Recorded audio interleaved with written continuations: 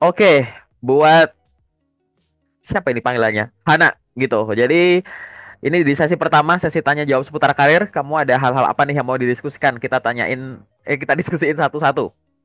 Apa tuh? Mungkin kamu udah nyiapin pertanyaan. Iya, sebenarnya pertanyaan apa ya, basic sih, kayak Mm-mm. skill apa sih yang kayaknya aku prioritasin nih buat aku pelajarin buat sebagai fresh graduate nih Pak Aga Oke, gitu. Oke, skill yang dibutuhkan sebagai seorang fresh graduate. Skill ya, gitu ya. Oke, aku ngomongnya yang umum dulu ya.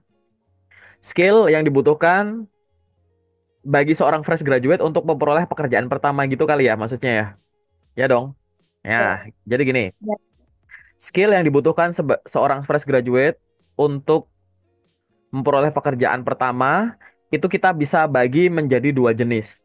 Pertama, aku akan sebut sebagai namanya skill spesialis. Yang kedua namanya skill generalis. Skill spesialis adalah skill-skill khusus yang harus kamu miliki pada saat kamu menjabat di posisi tertentu. Karena skill itu adalah skill basic yang dibutuhkan di posisi itu dan mungkin kalau kamu ngelamar posisi lain, skill ini tuh nggak dibutuhin. Jadi bener-bener yang misalkan aku pengen jadi seorang staff legal gitu kan, maka aku harus paham yang berkaitan dengan kegiatan-kegiatan hubungan sama legal itu sendiri. Skillnya ya macam-macam, membuat ini, menyusun ini hubungan sama legal itu. Kenapa kok itu adalah termasuk skill spesialis? Ya karena kalau aku nanya soal legal, kalau nggak sama orang hukum, sama siapa lagi? Masa orang pertanian, ya kan? Masa orang perikanan gitu. Ini berlaku termasuk kalau misalkan kamu pengen nyari kerja sesuai dengan jurusanmu juga, kayak gitu ya. Gitu. Jadi skill dasar yang dibutuhkan khusus untuk profesi itu kamu harus miliki. Biar kamu nggak cuma terkesan modal pengen doang, gitu. Oke, profesi tertentu pasti ada sesuatu yang bisa, gitu, yang dibutuhkan detail, gitu. Pengetahuannya bisa, keterampilan menyusun, membuat, apapun itu, kata kerja itu ya, kayak gitu. Itu yang spesialis gitu, ya kan? Gitu. Contoh misalkan kita kasih analogi yang paling simpel. Karena ini saya general, aku analogi paling simpel. Misalkan kamu pengen buka toko warung bakso, ya kan? Skill spesialisnya itu ya kamu jago bikin bakso. Karena kan pengen yang spesial nih. Paling nggak ya bikin bakso itu. Ya walaupun sebenarnya kita beli bisa, tapi kan biar otentik mengkreasikan bakso dari nol itu kan esensi banget. Kan biar beda sama yang lain lah ibaratnya. Skill esensi yang memang dibutuhkan untuk profesi itu. Yang kedua adalah skill generalis. Skill generalis ini adalah skill umum yang bisa kamu miliki, yang dia bermanfaat bagi banyak profesi. Kalau misalkan kita analogikan tukang bakso tadi, bisa bikin bakso, meramu minyak, meramu bumbunya, itu basic di profesi itu. Ya kan, esensi banget. Tapi skill generalisnya tuh misalkan tahu cara pempromosikannya, tahu cara bersih-bersih tempat dagangannya. Itu kan skill juga kan? Bersihin tempat dagangannya, tahu cara ngerapiin parkiran, tahu cara komunikasi dengan pelanggan, tahu cara kalau ada yang bayar gini-gini gimana gitu-gitu. Skill generalis biasanya kalau di dunia kerja tuh misalkan kamu punya kemampuan yang berkaitan dengan software, Microsoft Word, Microsoft Excel, Microsoft PowerPoint. Itu kan termasuk skill yang aku bisa sebut ke generalis. Kenapa? Kamu jadi staff admin itu berguna. Jadi CS, jadi teller berguna. Ya kan? Jadi kerjaan apapun deh. Itu berguna, banyak gunanya. Yang kedua, misalkan kemampuan apa? Kemampuan bahasa asing. Gitu. Kamu jadi ini jago bahasa Inggris bagus. Jadi ini jago bahasa Inggris bagus. Ini bisa bahasa Inggris bagus gitu. Atau bahasa asing yang lain. Gitu. Atau keterampilan apa misalkan grafik desain gitu, menggunakan tools untuk mengedit foto dan video, ya kan? Apalagi era digital begini. Itu generalis kayak gitu. Nah, sekarang nanti kamu bayangin dulu gitu. Harusnya berangkatnya dari apa? Profesi yang kamu pengen tuh apa? Ini. Dah, udah ada daftar profesi yang kamu pengen? Sekarang kamu bayangin, skill spesialisnya apa nih? Oh, untuk jadi tukang bakso ya tadi jago bikin ini. Kalau misalkan kamu pengen jadi ini ya spesialisnya bisa ini. Tukang cukur, berarti kamu skillnya ya harus bisa ngecukur, ya kan? Tahu gaya-gaya rambut, pria atau wanita, gitu-gitu. Skill generalisnya, jago komunikasi nih sama customer, gitu. Tahu transaksi gini gitu, tahu cara bersih-bersih, tahu cara ngajak orang buat promosiin ke temannya lagi, tahu gitu-gitu. Bikin list. Oh, Hmm. ini adalah skill spesialisku, ini adalah skill generalis yang dibutuhkan. Kayak gitu. Nah, setelah itu tinggal kamu pastikan dari semua skill antara yang spesialis sama yang generalis tadi, seberapa mahir kamu.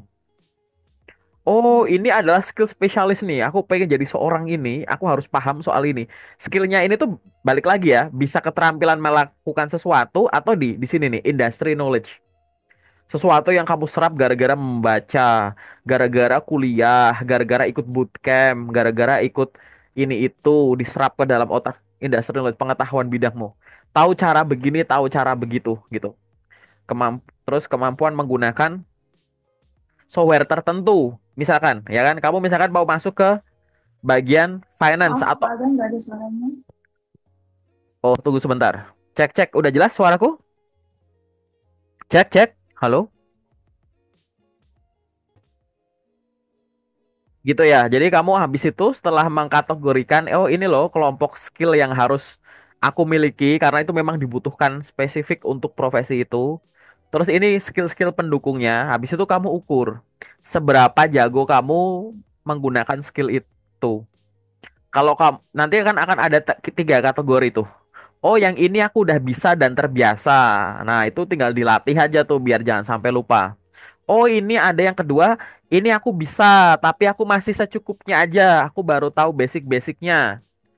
Nah, itu kamu harus ngeluangin waktu. Jadi sambil sibuk ngelamar kerja, kamu harus sibuk mempelajari itu, ya kan?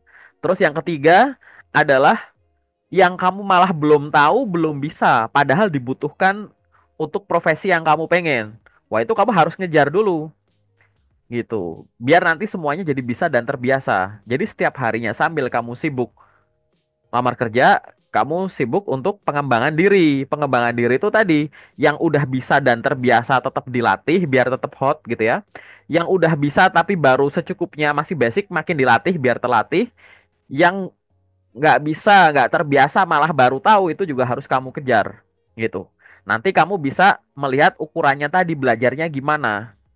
Apakah perlu aku belajar sendiri? Apakah aku butuh guru? Haruskah aku ngambil bootcamp atau kursus? Apa aku harus sekolah lagi? Nah, gitu kan. Sesuai dengan prioritas saja, kayak gitu. Nah, ini adalah skill-skill tadi ya, gitu. Jadi skill tuh ibaratnya kayak gitu, ya. Nanti banyak skill itu kalau misalkan udah tuh masuk, ya kan? Itu basic di awal ya, gitu. Nah, seringkali skill-skill tadi itu kamu miliki selama pengalaman-pengalaman sebelum kamu jadi fresh graduate. Ini kamu fresh graduate ya? Apa? Ya, kayak gitu. Coba kamu misalkan sebelumnya punya pengalaman di masa lalu. Dari pengalaman pendidikan formal, kamu akhirnya sekarang bisa apa? Dari magangmu, sekarang kamu bisa apa? Dari organisasi kepanitiaan, bisa apa? Mungkin kamu pernah ada bisnis kecil-kecilan sama teman sama apa atau sendiri, akhirnya bisa skill apa gitu. Nah, itu yang harus menjadi barang dagangan awalmu sebagai fresh graduate gitu. Nantinya kalau sambil kamu udah kerja kan pasti kan ada keterampilan-keterampilan macam-macam tuh. Nah, itu bisa ditambahkan. Kalau misalkan nanti kamu pindah kerja, berarti kan skillmu udah nambah tuh. Skill sampai fresh graduate ditambah dengan skill di pekerjaan pertama. Nah, skillmu udah banyak. Di antara skill itu, ada yang bisa tetap digunakan di pekerjaan selanjutnya. Itu namanya transferable skill. Transferable skill adalah skill yang tetap masih relevan digunakan di pekerjaan selanjutnya yang kamu peroleh dari pengalaman-pengalamanmu sebelumnya. Kayak gitu. Tetap masih bisa dipakai. Biasanya yang transferable skill itu satu yang sifatnya general-general tadi loh ya, gitu. Komunikasi yang hubungannya sama kemampuan desain, yang hubungannya sama kemampuan software gitu. Atau misalkan kalau kamu misalkan nih masuk kerja jadi customer service bank di bank A gitu kan.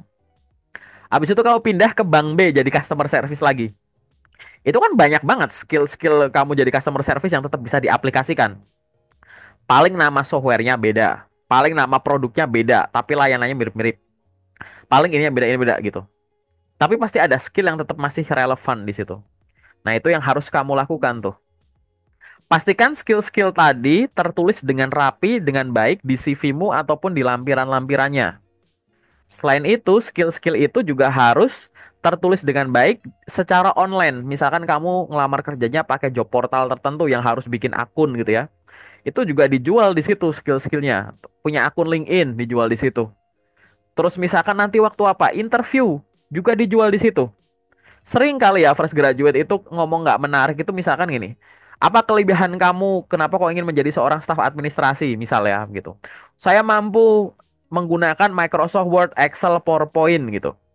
Itu ibaratnya lulusan SMP juga bisa kali kalau cuma ngomong Word, Excel, PowerPoint. Harusnya tuh kamu menonjolkan Microsoft Word-mu tuh udah selevel mana.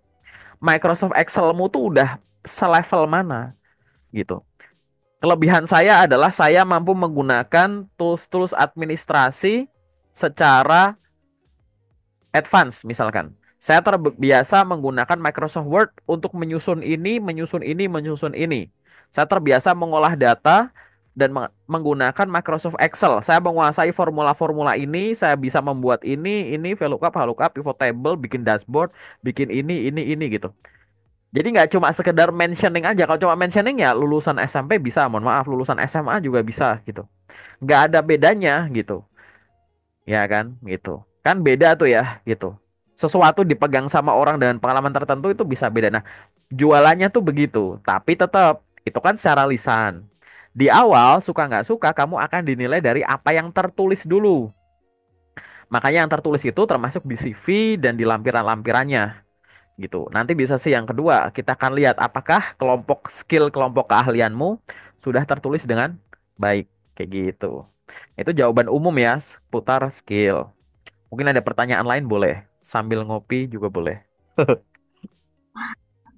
Oke, saja sebagai fresh graduate ini kan mungkin relasinya cukup seputar apa lingkungan kampus seperti teman-teman di kampus, dosen dan sebagainya. Nah, gimana sih caranya kita untuk apa biar bisa punya relasi yang banyak gitu, Pak, buat menunjang karir kita? Oke, nih aku jelasin ya. Kalau kamu pengen punya relasi, pertama, kamu harus punya pemikiran gini, aku harus punya relasi sebanyak mungkin. Ya nggak? Nah, sebanyak mungkin ini jangan berhenti di situ. Aku kasih saran. Relasimu itu harus banyak dari sisi jumlah dan jenis. Aku ulang ya. Relasimu itu harus dalam jumlah, harus banyak dalam jumlah dan jenis kayak gitu. Banyak dalam jumlah artinya apa? Jangan merasa punya teman koneksi SD, SMP, SMA, kuliah udah cukup gitu. Kamu bisa berkoneksi dengan itu berapa sih kalau di total paling berapa ratus, paling 1000, 2000 gitu. Kamu langsung gimana caranya itu ekspansif terus gitu. Kalau mau pakai cara aku sudut pandangnya gini. Sering kali kan ada yang bilang gini, makin usianya nambah, koneksinya makin dikit gitu kan. Nah, itu coba dilawan tuh. Makin usiamu nambah, koneksimu nambah. Ya gitu. Ada banyak banget orang yang pernah aku temui bisa kayak gitu. Dan aku sangat termotivasi buat kayak gitu. Jadi melawan kayak gitu. Sering kali tuh di generalisasi, ya kan? Biasanya tuh kalau usianya nambah gini udah circle-nya dipersempit aja nggak apa, no. Gitu. Aku udah banyak nemu orang-orang hebat yang bertambahnya usia koneksinya makin ekspansif kayak gitu. Itu dari sisi jumlah ya. Yang kedua, tadi aku dalam bentuk jenisnya, ya kan? Jenisnya. Jenis ini bisa macam-macam. Misalkan teman online dan offline. Mungkin kamu udah banyak nih kenalan-kenalan secara offline. Tapi apa punya networking secara online nggak berguna? Punya banyak teman di LinkedIn, punya banyak teman di platform apa. Mungkin tadinya kamu punya teman-teman di situ tuh hubungannya sama hobi saja. Mungkin hanya sekedar say hello aja, sekedar banyakin follower aja. Tapi kamu harus berpikir, ini orang gimana caranya aku arahin ke bisnis ya, gitu. Oh, di LinkedIn aku perbanyak koneksi sama HRD. Oh, jangan cuma HRD. Misalkan kamu pengen lamar sebagai staff finance. Cari orang yang jabatannya udah jadi direktur finance, manager finance, supervisor finance gitu-gitu.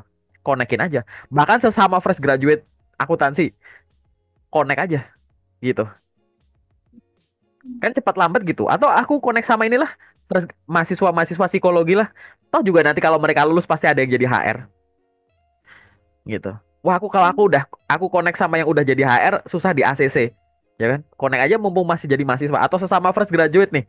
Sesama job seeker ada lingkaran hijaunya. Wah, mahasiswa psikologi nih connect ah. Cepat lambat jadi recruiter tuh. Gitu. Hmm. Nggak? Gitu. Kan nggak ada yang ngajarin cara begini kan? Bener nggak? Gitu. Cuma di sesiku aja gitu. Wah, Kak, connect sama HRD di LinkedIn, sombong-sombong ya, susah di ACC ya gitu. Ya cari cara, tadi aku udah bocorin. Makanya koneksinya sejak salah satu caranya yang aku bagi free ya. Ya connect sejak mereka masih jadi mahasiswa lah. Gitu. Hmm. Ya nggak? Gitu. Ini hal-hal simpel semacam ini bisa digunakan. Ini contoh jenisnya online sama offline. Yang kedua jenisnya itu misalkan gini. Sesuai dengan bidangmu dan di luar bidangmu. Jadi ini kategorinya berdasarkan bidang.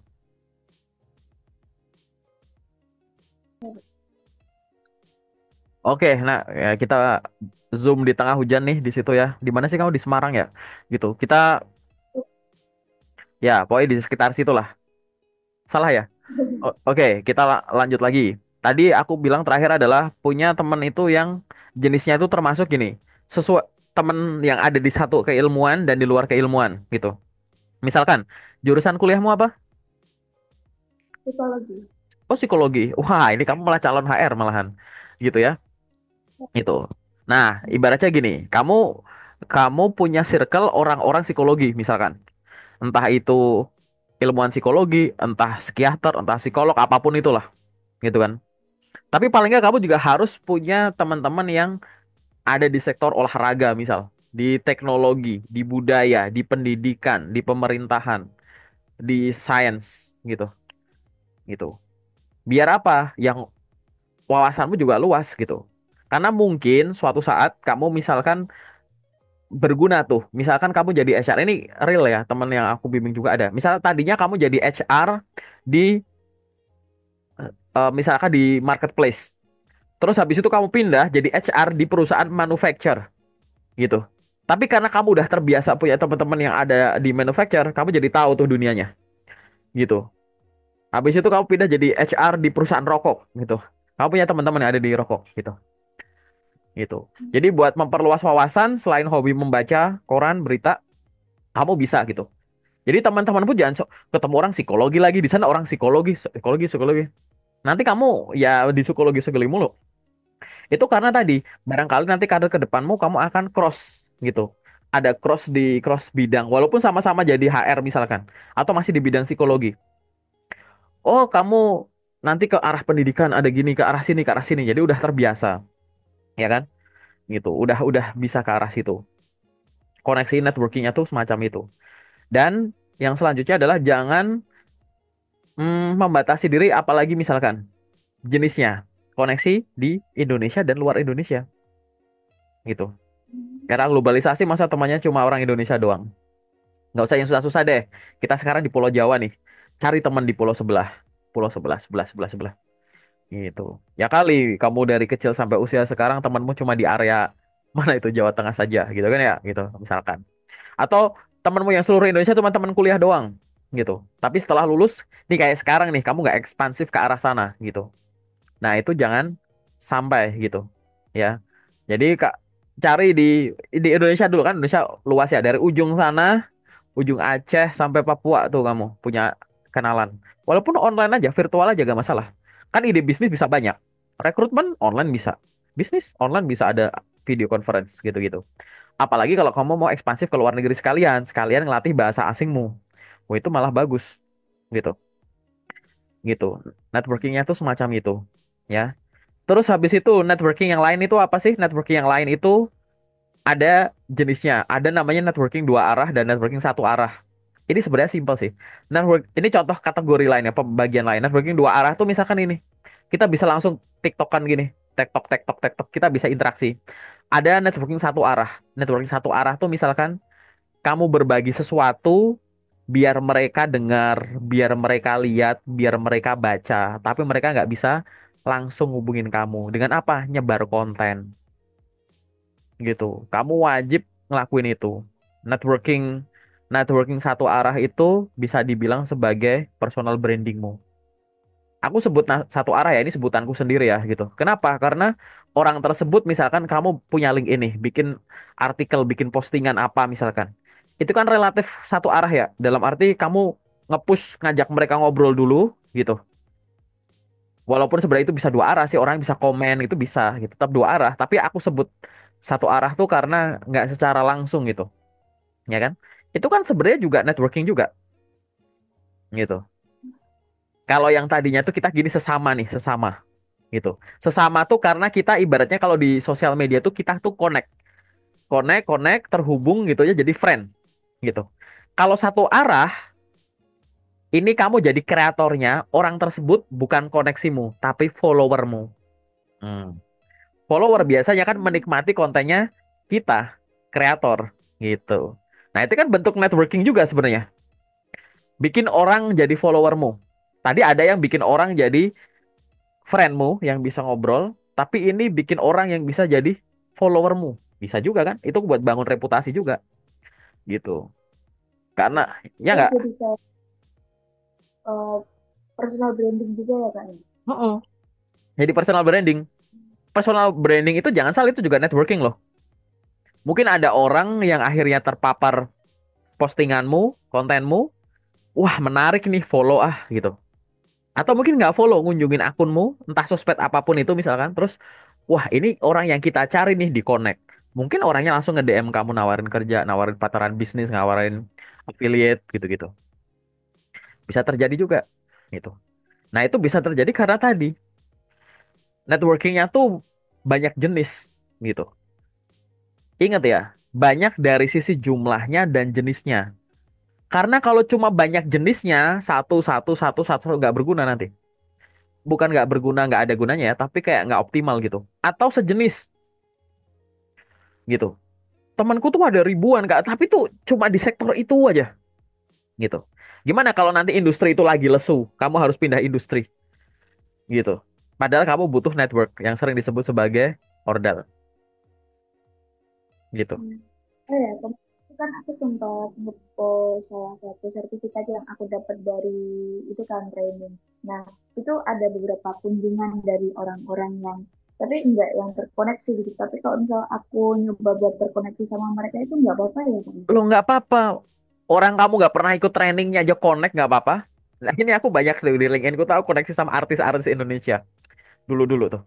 Artis yang kalau aku follow di IG nggak follow back, kalau aku ini di TikTok nggak follow back, di YouTube aku subscribe nggak subscribe balik channelku, di LinkedIn aku connect connect juga. Emang ngecek dulu ada yang salam kenal mas, oh ya mas salam kenal gitu, gitu.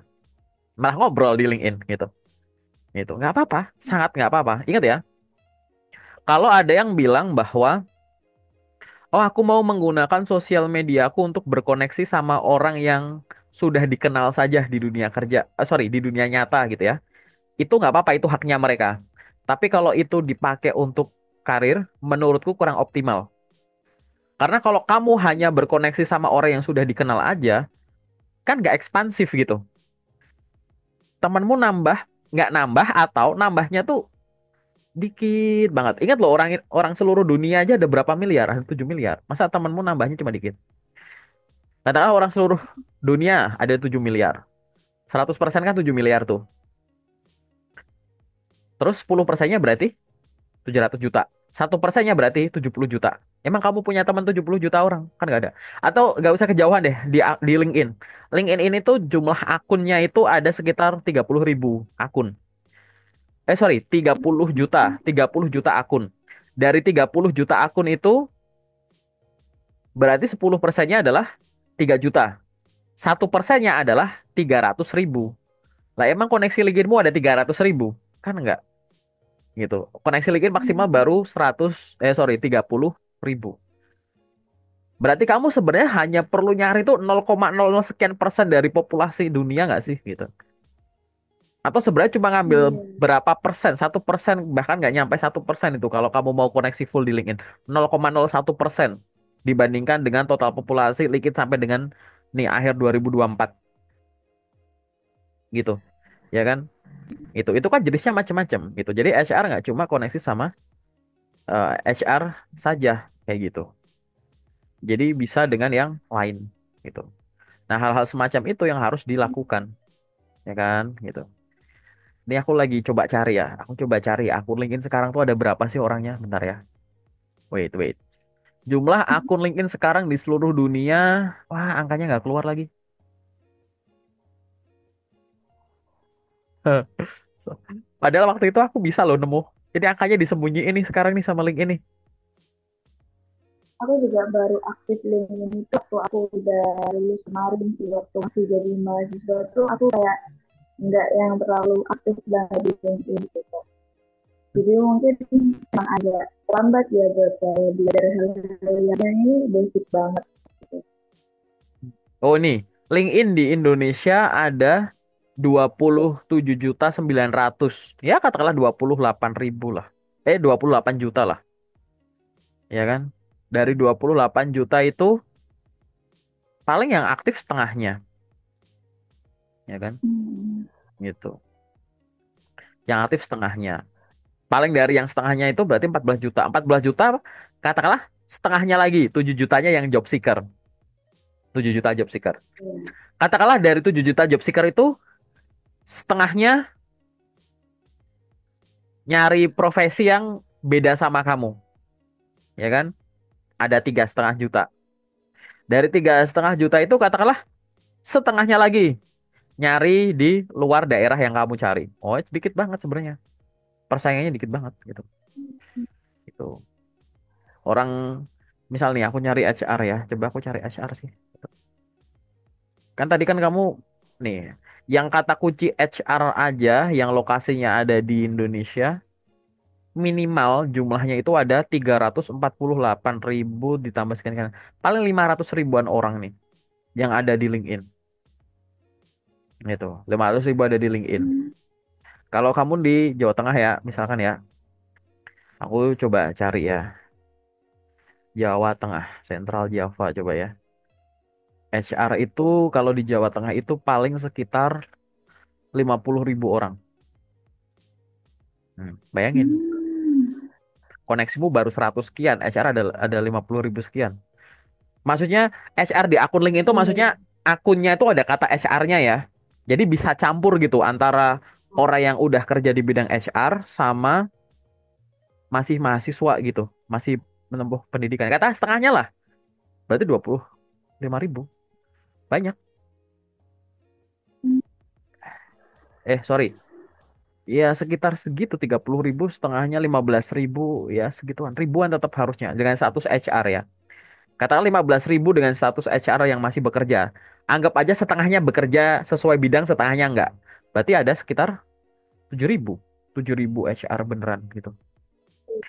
Iya, gitu. Percaya aja gitu. Kita pakai Hmm. hitung-hitungan itu. Dari 7.000 itu katakanlah setengahnya itu akunya aktif, setengahnya enggak. 3.000-an, 3.000 HR.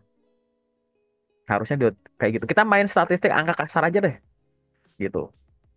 Nah, masalahnya 3.000 ini koneksimu masih dikit. Kamu tiap hari harus connect ke orang baru biar temannya banyak, gitu. Itu pun kalau tadi kamu mau ngincer HR, Hmm. gitu.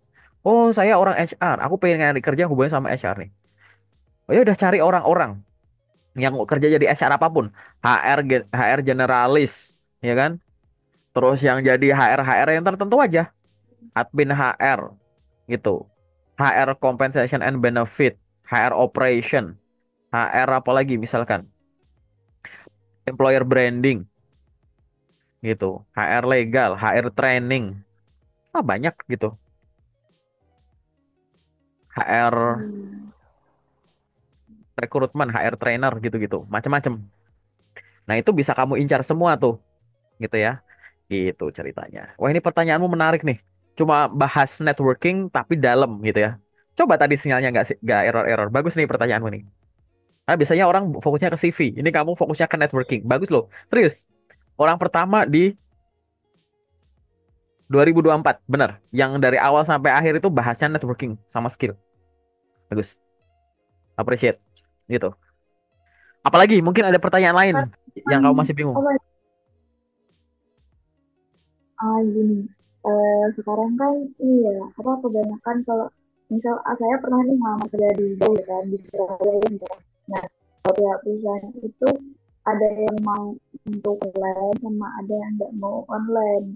Nah, kira-kira kalau misal yang online itu gimana sih biar maksimal tips Ya, dari Pak Alex biar interview secara online itu maksimal? tips interview online. Ya, Ya, sorry, biar pertanyaan. maksimal gitu. Ya, gini. Tips interview secara umum, kamu harus memperhatikan tiga hal. Interview itu adalah proses menyampaikan informasi dengan media tertentu. Ya nggak? Interview itu menyampaikan informasi dengan cara tertentu lah. Anggap aja cara. Berarti kamu harus optimal dari sisi menyampaikan. Latih, latihan ngomong.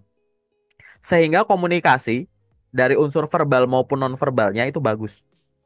Verbal nih, artikulasi, intonasi, volume suara, diksi, gitu-gitu. Non-verbal nih, eye contact, ekspresi, gesture, posturnya, gitu-gitu. Menyampaikan tadi ya, menyampaikan itu informasi dengan cara tertentu. Menyampaikan tuh kayak gitu ya, harus dilatih, dioptimalkan di situ. Kedua, informasi. Informasi itu yang ada di sini nih, yang nanti akhirnya dikeluarkan. Jadi yang ada di kepala ini dikasih otak di supply informasinya. Apa itu informasinya? Baca ulang dokumen yang kamu miliki. Yang nomor dua, riset soal perusahaan di website, di sosmed, di mana gitu-gitu. Yang ketiga, riset posisi yang kamu lamar. Kamu lamar posisi apa? Riset tuh. Tugas, tanggung jawab, wewenang, KPI, dan lain-lain. Yang keempat, riset soal pertanyaan yang sering muncul untuk posisi itu. Oke? Menyampaikan informasi dengan cara tertentu. Menyampaikan, aku ulang lagi ya, menyampaikan itu kamu latih ngomongmu, biar punya komunikasi yang bagus. Informasi itu adalah mensuplai 4 poin tadi, baca ulang dokumenmu, riset perusahaan, riset posisi yang dilamar, dan riset pertanyaan yang biasa muncul dengan cara tertentu. Cara tertentu ini berkaitan dengan ini teknis operasionalnya. Kalau interview secara online berarti kamu harus nyiapin apa? Jadwalnya jangan salah. Terus apa? Device-nya ini loh. Perangkatnya, kamera, mikrofon, ya kan? Laptop, HP, charger. Terus noise suara. Ada gangguan suara nggak? Noise visual. Jangan tiba-tiba ada kucing loncat gitu, serut gitu. Atau ada apa kayak gitu, ya kan? Operasional teknis banget gitu. Pakaian kamu gitu, ada file tertentu nggak yang harus dipresentasikan dan lain-lain. Gimana tiba-tiba mati lampu, gimana tiba-tiba kayak tadi HP-nya error, itu harus ada. Jadi biar sempurna semacam itu. Nah, cara ini kalau secara offline ya berarti ya yang secara offline, dokumen yang dibawa, datang ke tempatnya, pakaianmu harus rapi, bersih, wangi, dokumen nggak boleh kotor, terlipat, basah, bau, kucel gitu-gitu. Penampilanmu, groomingnya gimana, Hmm. dan lain-lain. Unsurnya itu cuma tiga tadi ya. Menyampaikan informasi dan dengan cara tertentu. Intinya interview kan gitu. Berarti menyampaikan dan informasi itu yang kamu harus persiapkan jauh-jauh hari. Bahkan belum ada panggilan tes interview malah tetap bisa kamu siapin. Latihan interview kan nggak perlu harus ada undangan interview. Latihan komunikasi kan tinggal baca koran, ngomong sendiri, role play sama temen. Nanti kamu role play sama aku juga bisa kayak gitu kan. Gitu. Kalau yang teknis ya tadi nyiapin medianya online atau offline nih gitu. Jangan tiba-tiba error, diajak Zoom meeting, oh sebentar Zoomnya lagi update, waduh, kayak gitu kan. Wah ini error gitu-gitu. Itu malah dealnya apa? Kurang persiapan. Salah satu dari tiga unsur ini tuh hilang tuh kurang persiapan nanti dinilainya. Kenapa kok itu jadi dianggap kurang persiapan? Ya tadi, kamu bukan kandidat tunggal. Suka nggak suka pasti akan dibandingkan dengan kandidat lain. Gitu. Makanya dari sisi menyampaikannya, dari sisi informasi yang disampaikan, dari sisi teknisnya, jangan ada kendala. Setelah kamu pastiin itu, kamu bikin to-do list gitu. Action plan. Apa yang harus kamu lakukan sebelum interview? Ini loh yang harus saya lakukan. Apa yang harus saya lakukan selama interview? Ini loh. Apa yang harus saya lakukan setelah interview? Ini loh. gitu. Setelah interview, ke HR-nya ngapain, ke sayanya ngapain, ke dokumennya ngapain, ke ininya ngapain. Selama interview, sayanya harus gimana, device saya harus gimana, lawan bicara nanti jadi gimana. Sebelum interview, otak saya apain, badan saya apain, alat-alat saya, ruangan saya apain gitu-gitu. Pokoknya bikin action plan. Tapi tetap ya, gitu. Selalu ingat aja, interview itu menyampaikan informasi dengan cara tertentu. Karena interview itu bisa ditanya sama orang, bisa ditanya sama robot AI gitu suatu saat. Gitu. Paham ya? Gitu. Nah, ini secara umum gitu dulu. Kita masuk ke sesi yang kedua ya.